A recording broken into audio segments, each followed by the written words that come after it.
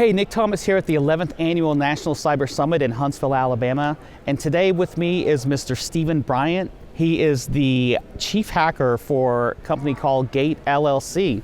Welcome. Thank you very much for having me. Hey, thanks for taking the time out today. And the reason I wanted to bring you on is because I saw you speaking over at the lightning rounds about some really cool stuff, and you drew a really large crowd, and I couldn't even get to talk to you because there were people hounding you after that. So can you tell a little bit about what your speech was about? Appreciate that. I wouldn't say it was being mobbed. I would definitely not go that far, but it was nice to be received in that fashion and to be able to answer some questions and spend some time with people, informing them of the achievements that we have. Okay. So we were presented last year with the Innovation of the Year award by the National Cyber Summit, and invited this year to come in and speak. Oh wow. Okay. And I wanted to take an opportunity to inform people of the importance of knowledge-based input when validating identity and access management systems. And so the topic of conversation was reverse flow authentication. So can you tell our listeners and viewers what is reverse flow authentication? Reverse flow authentication, exactly by its name. Normally when you have a username and a password, the end user is providing the password, the knowledge that's inside the brain that they want to use to validate. They're passing that information into the system and they're inputting it in. And it's usually something simple like the street they grew up on or their pet's name, and they use it over and over and over for all their platforms that they sign into, right? Or they might change the year. You're definitely right. The limitation of passwords can be found in the inability of people to recall them with the busyness of life and have so many passwords. So yes, there is an instance where they use similar passwords. But reverse flow authentication discusses about how instead of the user putting in their password that they've created to whatever level of sophistication that they have, that in fact the end user gets to see inside of a gate, as it's called, their password displayed amongst other information. And so their object is to pull the tiles with the password characters on it and use those. So they never actually input their password. Their password is demonstrated to them and they pick it out of the gate. Oh wow, okay, so that's part of your IAM strategy?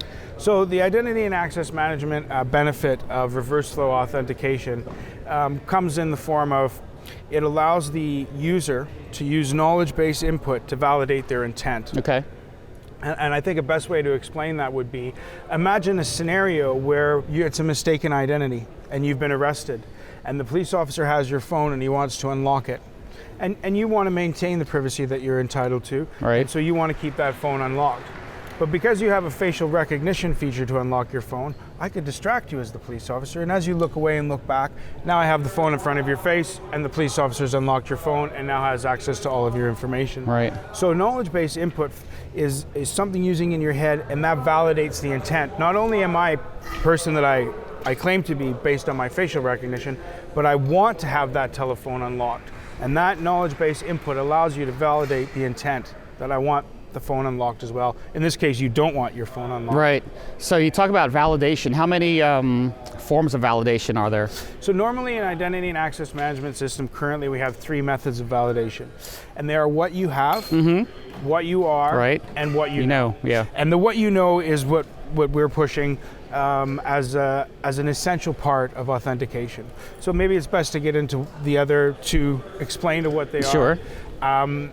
What you have is something like a device, a computer device, a cell phone, a C card, any type of device where you can actually, it's something you possess. Right.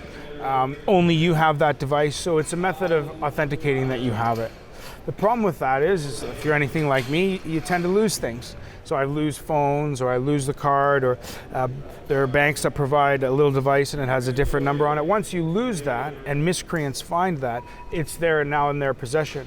And they can continue to use it until such time that you inform the authentication system that you've lost it. And that's a what you have. What you are is a little more complex. It's your biometrics, your retina scan, your fingerprints, the facial recognition. These are forms of what you are. And the issue with what you are is that once it's compromised, you never get it back. Right. Once I steal your fingerprint, I can continue to use your fingerprint as a form of validation. again, until the Identity and Access Management System administrator is aware that that's been compromised. And you can never revoke that. Whereas knowledge-based input allows you to constantly change the passwords in the case of exposure, or in the case that you want to change it so that everyone is done. And I do want to take a moment to point out that as I point out the inadequacies of the what you are and what you have, what you know is also not a secure form of authentication on its own. Right. You need a multiple factor of authentication, and I don't want anyone to be mistaken and to think I'm saying that what you know is sufficient to authenticate. It's not, but it is essential in addition to one or a combination of the other, what you have and what you are's. Okay, so one of the things we also talked about was passwords, right? Yes. So inadequacies of passwords. Right. I mean, the traditional inadequacies of passwords has been a result of the exposure of the password. And the exposure comes in two forms. One, when the user is trying to validate through a system and they input the password. And the other is an exposure when either they write it down or someone's using a brute force attack. And I think I'll go through them and explain them to you so that everyone understands. The interception occurs when the user is writing it down. That section relates to, there's a username in a field and a password field on my account, and I'm trying to log into my email account. And I put my username and my password in, but what I didn't realize was that's not the real place where I log in. It's someone's actually phished me and taken my information now. They put up a page that resembles the page where I'm meant to be authenticating. I didn't realize, and I put in my username and my password. So now that's an exposure. Another exposure comes in the form of keystroke logging. So keystroke logging is every time you type a key, it reports, it takes a log and sends it off in the form of an email possibly, and the miscreant now has every key that you put in. So they know when you've logged in, and now they know what your password is. And keystroke loggers go back quite a way to the old electronic typewriters. They used to measure the distance between how far each of the typewriter would move when it was the ball. And then they would calculate what the possibility of letters were, and then they could compare it against a dictionary to find out what it was. So keystroke logging's occurred. Always been there. It's been there before we had keyboards, so it predated and a bit of history. Another form is sound, so they could listen and they could record each of your keys, and each key has a subtle difference into it. And so once you listen and amplify those keys, you now can identify which keys you've used for your password. And then of course over the shoulder. I'm looking over your shoulder watching you put in your keys. So these are all methods that people were using to intercept the passwords, which as a result of the end user inputting their password came to be. Brute force is where they continually tried various different combinations of all the letters until they found the password that resembled yours exactly, and then they were able to unlock it. So how does Gate overcome these inadequacies? So because the information is not being inputted by the end user, with a gate, the information is displayed in a grid of various shapes and sizes, and the customizability of the gate is done by the administrator. And so the level of security that the administrator would like to have is customizable by the administrator. And that statement, and I repeat it, that statement is important because what it does is, normally with passwords, when the administrator wanted to increase the level of security, they would put it upon the user to make their password more complex. It must be this many letters, it must have a capital, it must have a lowercase. So you allow the end user, you force the end user to determine the level of security, and then you impose upon him the level, extra strain to remember all of this new information that he had or she had to create, which is very difficult.